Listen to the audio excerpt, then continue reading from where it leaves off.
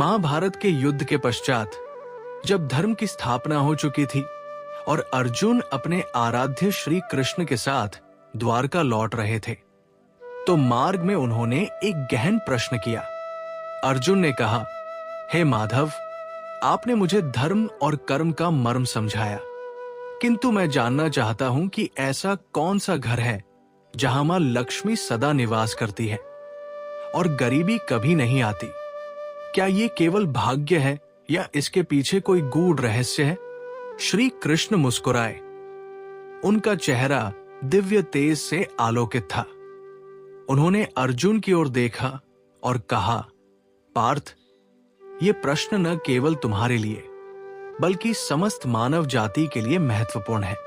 इसके उत्तर में धर्म, सत्य और कर्तव्य का गूढ़ ज्ञान छिपा है। मैं तुम्हें एक पौराणिक कथा सुनाता हूं जिससे तुम्हारे सभी संदेह दूर हो जाएंगे। कृष्ण ने कथा आरंभ की। प्राचीन काल में एक छोटे से गांव में सत्यवान नामक एक ब्राह्मण रहता था। वो अपने सत्य, धर्म और तपस्या के लिए प्रसिद्ध था। उसकी पत्नी सुशीला अत्यंत स्नेही और धर्मपरायण थी। हालांकि उनका जीवन अत्यंत निर्धनता में व्यतीत हो रहा था। सत्यवान के घर में पर्याप्त भोजन तक नहीं होता था, लेकिन उन्होंने कभी भी धर्म का मार्ग नहीं छोड़ा। सुशीला अक्सर चिंतित रहती थी और एक दिन उसने सत्यवान से कहा, स्वामी, हम कितनी कठिनाइयों में जीवन जी रहे हैं। हमारी पूजा और कर्म क्या हमें कभी मां लक्ष्मी की कृपा दिला पाएंगे? सत्यवान ने उत्तर दिया, प्रिय, गरीबी से घबराना उचित नहीं। हमें अपनी कर्तव्य परायणता में कमी नहीं करनी चाहिए। मां लक्ष्मी उन घरों में सदा निवास करती है जहां धर्म और पवित्रता होती है। हमें धैर्य रखना होगा। एक दिन नारद मुनि सत्यवान के घर पधारे। सुशीला ने उन्हें आदरपूर्वक स्वागत किया और उन्हें अन्न और जल अर्पित किया। नारद मुनि ने उनकी निर्धनता देखी और सत्यवान से कहा, हे ब्राह्मण, तुम जैसे धर्मपरायण व्यक्ति को ऐसी गरीबी में क्यों रहना पड़ रहा है?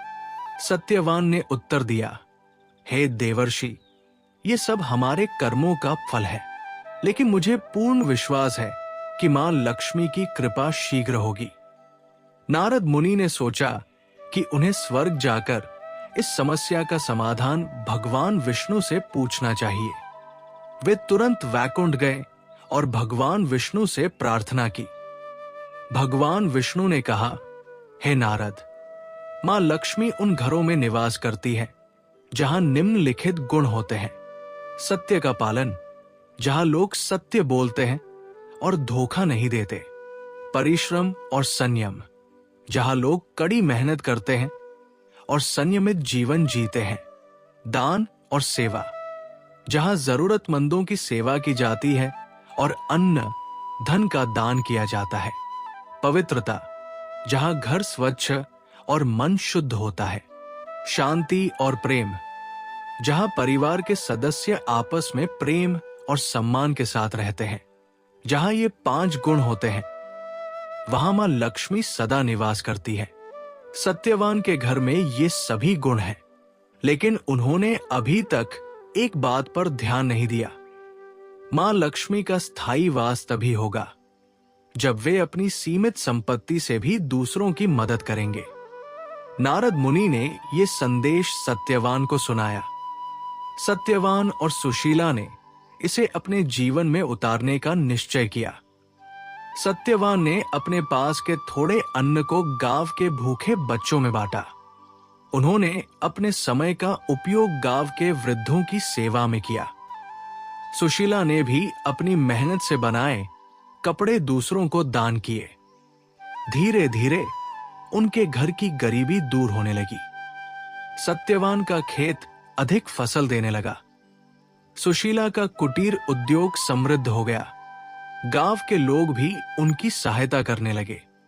एक दिन रात में सत्यवान और सुशीला को स्वप्न में मां लक्ष्मी ने दर्शन दिए।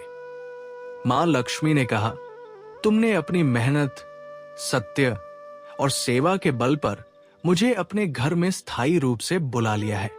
अब तुम्हारे घर में कभी गरीबी नहीं आएगी। सुबह होते ही सत्यवान और सुशीला ने अपने घर में समृद्धि और शांति का अनुभव किया। वे समझ गए कि मां लक्ष्मी का आशीर्वाद केवल धन अर्जित करने से नहीं, बल्कि धर्म और सेवा के माध्यम से प्राप्त होता है। कृष्ण ने कथा समाप्त की और अर्जुन से कहा, पार्थ, इस कथा से यह स्पष्ट होता है कि जहां सत्य, धर्म, सेवा और परिश्रम का वास होता है, वहीं मां लक्ष्मी निवास करती है। यदि कोई व्यक्ति केवल धन के पीछे भागे और अपने कर्तव्यों को भूल जाए, तो मां लक्ष्मी उससे विमुख हो जाती है। अर्जुन ने कहा, माधव, ये कथा अत्यंत प्रेरणादायक है। मैं इसे तक पहुंचाऊंगा ताकि लोग ये समझ सकें कि मां लक्ष्मी की कृपा केवल धर्म और कर्तव्य के मार्ग पर चलकर ही प्राप्त होती है। कृष्ण मुस्कुराए और बोले, यही मेरा उद्देश्य था। पार्थ, जब तक मानव धर्म के मार्ग पर चलता रहेगा, उसका जीवन सुखी और समृद्ध रहेगा। ये कथा हमें सिखाती है कि गरीबी दूर करने का उपाय केवल धन कमाना नहीं है, बल्कि धर्म, सत्य और सेवा के मार्ग पर चलना है। मां लक्ष्मी उन्हीं के घर निवास करती है जो पवित्रता, परिश्रम और प्रेम के साथ जीवन जीते हैं। यदि आप चाहते हैं कि मां लक्ष्मी का आशीर्वाद आपके घर में बना रहे, तो इन गुणों को अपने जीवन का अंग बनाइए और अपने कर्मों के द्वारा समृद्धि का मार्ग प्रशस्त कीजिए।